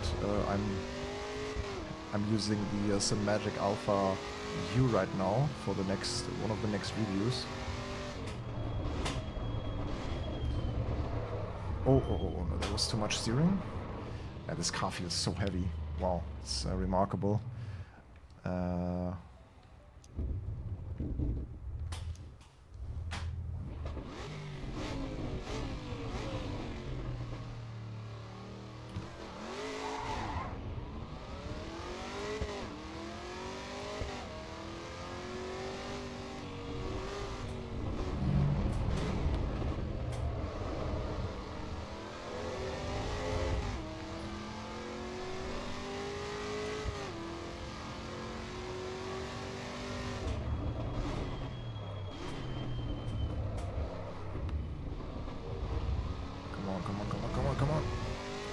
Yeah, here we are. 2 stars. Yeah, but these cars, I know that these Camaros have quite a great track performance. So these outperform many cars where you would be really surprised. Like Camaro ZL1 is a track beast and should be also a bit more nimble and easier to drive. Maybe, I don't know. That's what I kind of read from like impressions in magazines and also lap time comparisons. This is quite a capable car on track. But as I said, it always also kind of... check engine light was on quickly, shortly. Yeah, that can also be an indication from the tires not being on temperature, or maybe... What kind of tires are on this car, by the way? Supercar SC, okay. I think the tire nomenclature, or what is it called, like the tire names in Assetto Corsa EVO are a bit strange still. Because you have supercar tires or hypercar tires, and I think that doesn't really make sense. They should just call them like street soft or semi-slick or racing slick, or like the actual tire category, if you get the idea, right? But yeah, I think for this first impression of Assetto Corsa EVO finally being able to save the progress, that should be enough for today. Thank you everyone who joined us today, especially the guys who also left us the super chats. And if you have, is there any question that we should still answer right now, right here? Glitcher asked if I like the FFB. Yes, I 100% like the FFB. It gives me all the feedback, all the information that I would expect when also going into ditches, going over the crests, getting onto the curbs. I think that feels really good already. Yeah, no, I like it. There's of course a few things that can be tweaked every time. Okay, it didn't save my 2 stars this time. Interestingly, maybe the servers have still some struggle. So if you experience issues still with the online functionality, as you can see here in the bottom right, it says online. But I guess as they just got live again, that also with the amount of people logging in at the same time, there can be still issues.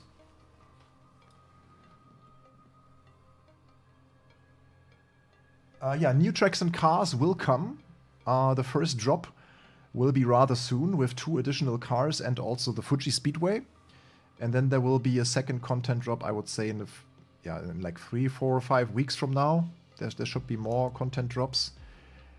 I just kind of have to fix my Honda S2000 because that doesn't look so great.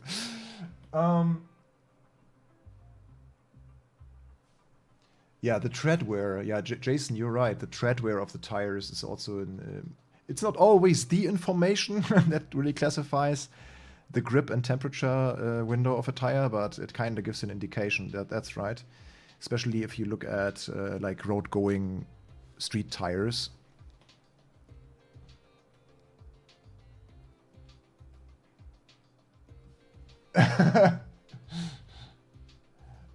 Nick, any new major issues with the new patch?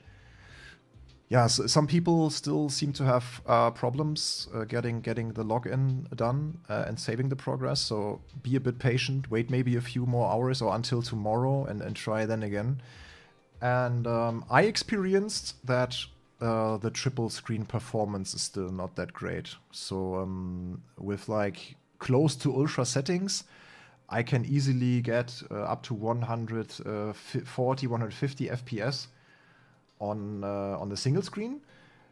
But whenever I activate the triple setting and I get to triple screens, no matter the graphics setting, it will not be that great. And I can also quickly show you how to set up triples. And we can also live check basically that performance change. So let's get to settings, video. And then we just tell it that we have 3 monitors. And then we activate the triples and click apply. Not back. Apply. So now the triple information, as you can see now, the triple information is there. And what we now need is this little tool called SWRE. People who, for example, use Assetto Corsa Competizione, they might know that. And here it is. Like you select your... This is available on GitHub. And then you use your exe file. And then you have a profile where you basically use these settings. This is an example now for me having a 1440 setup with 3 monitors that have a 2560 by 1440 resolution. So 2560 times 3 is 7680. That's my resolution. And then you remove the borders and everything. And yeah, it's the same. If you want to look it up, just Google triple screen setup in Assetto Corsa Competizione. It's the absolute same. And now we are on triples, actually. So we can get to this license test again, maybe. To the academy. And see what the performance is like with triples. So first, in the last tests I had like 100, I don't know, it was, you saw it maybe on the top left, it was like 120 FPS. Now it's down to 40 FPS. Yeah, 46 FPS. I will just let it go. Yeah, you can tell. Yeah, also I would have to change all the view settings again, but you can tell there's a significant amount of tearing now. But now basically the game is on all 3 screens. But I would then obviously have to adjust the settings as well. And if you enable triples, you have this triple screen menu where you can also specify your distance from the screen, and it will automatically calculate also your FOV. So you don't need to be afraid of the FOV police then if you type it in correctly here. it should be kinda alright. And yeah, this is how it works right now. Screen angle bezel width is basically the black bezels you have in between. So yeah, this is how it works right now with triples. And what would also help then is yeah, we can discard the changes. What would also help then here is the camera settings to make it a bit more correct. So now I would be like, I would feel like sitting in the Camaro actually. So also the distance here now to the A pillar on the right side and the rear view mirror and stuff, that looks kinda okay-ish already. So the FOV is obviously not possible then anymore because the FOV automatically gets calculated through the settings that you have in the other menu, like here in the triple screen menu. So it works in the exact same way as Assetto Corsa Competizione worked. And now I'm running 50 FPS, 52 FPS, but it feels kinda teary, laggy, whatever. And at the same time, I think in the graphics settings, there's no DLSS yet for triples. If I now go to, yeah, upscaling mode is not enabled anymore because, yeah, it seems like DLSS is not available if you have triples activated. It's only FSR. We can try if the FSR helps a little bit, or if we just completely killed the game now. No, it works. It kind of reloads all the textures. Let's see if it changed anything. In terms of the FPS, no, it's even worse. It's now 40, 49. FPS even lower with FSR than without it. It's also quite interesting. Yeah, so this isn't working so great. And if I just get my graphics... Oh wait, can I first please save my preset before I before I change that? Yeah, so here can I save it? Yeah, that's good. That's good that I can save my graphic preset, so I don't have to deal with all the things again. Now it's I think now it's dead. That didn't work. Yeah, but usually, oh no, it's back. No matter what I tried, let's get it everything to low, very low. Let's see how Assetto Corsa EVO will look like in very low. Let's turn the FSR off.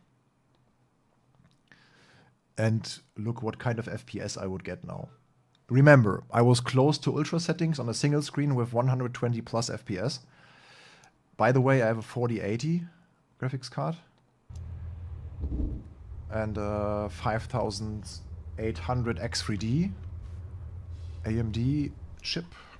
Okay, now it's super low graphic settings, and I'm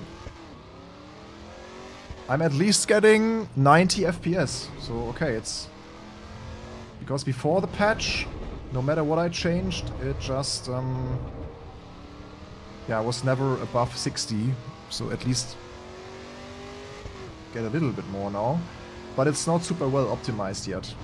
So on, just to give you maybe a comparison on titles like, well, we can actually look at the little painting on the wall here. So on iRacing, for instance, or ACC with triples, with my experience, I'm losing like 20 to 30% of the FPS that I would have triples versus single screen. And now this really cuts the FPS by like 110%, which tells me that this might not be optimized super well at the moment for triples. Okay.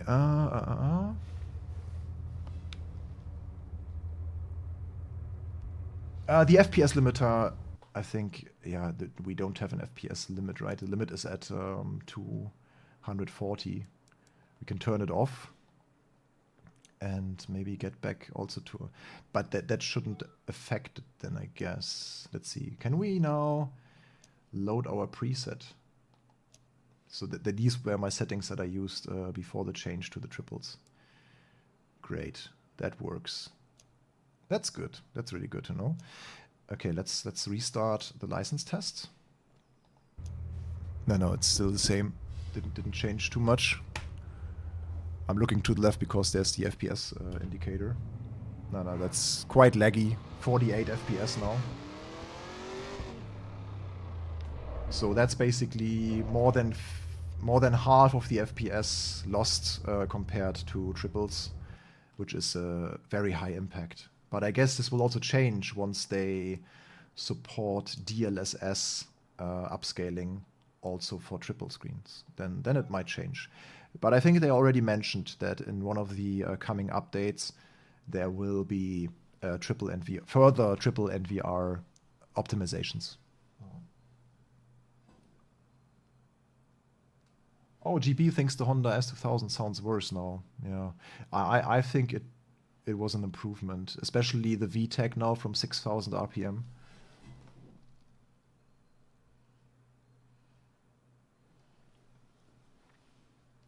Your DLSS override, is that something I can do in my graphics card settings, or yeah, whatever. We will further investigate if we can find little like hot fixes or performance boost options or whatever. I guess there can be things can be tweaked to a certain detail to make it less consuming for the three monitors, because right here it's all set to ultra in some settings. So I guess you can save a lot of performance here. But yeah, that's how it is right now. I kind of prefer to stream in single screen because just the FPS and the graphical fidelity is higher for you guys. I will continue to to experiment a little bit more with this. So yeah, hope you enjoyed the stream. Thanks everyone for also subscribing to our channel. Like the last one was Volodymyr and also Regis da Rosa. Thank you guys. And